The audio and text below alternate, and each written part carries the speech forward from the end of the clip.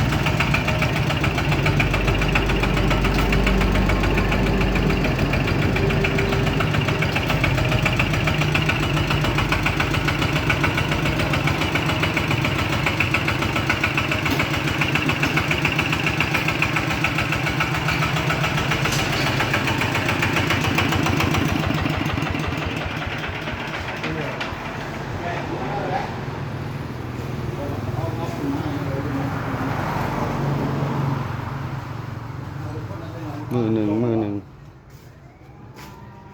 แกยังมาน้องก่อนแต่ถอยหลบพุทธแกมาคนเลย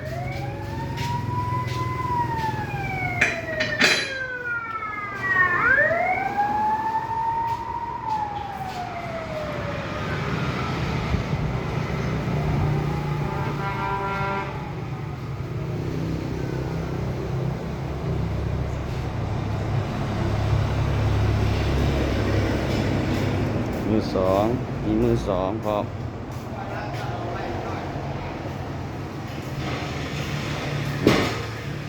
มือสองอีชี่เก้าหามักเป็นเพื่อนใหม่สำเร็จ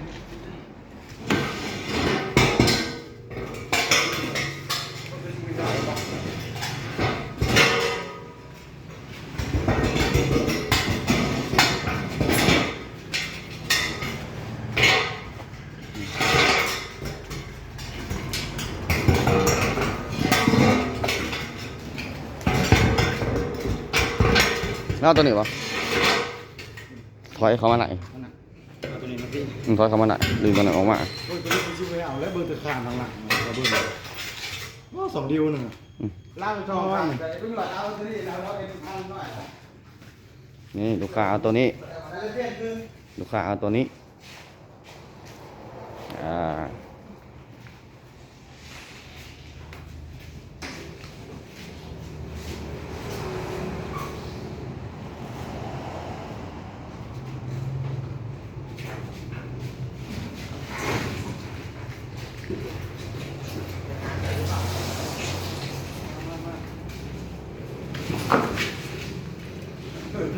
ทำตรงนี้เลย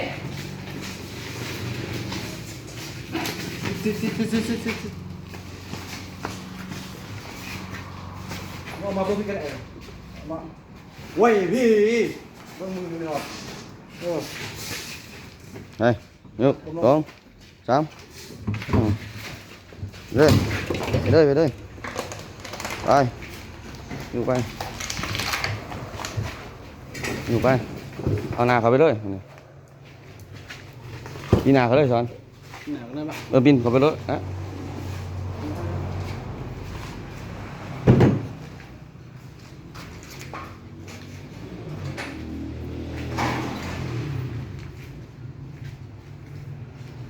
นี่สร้างเก็บเครื่องผ่านอุดมทรัพย์การเกษตรมีติดจักร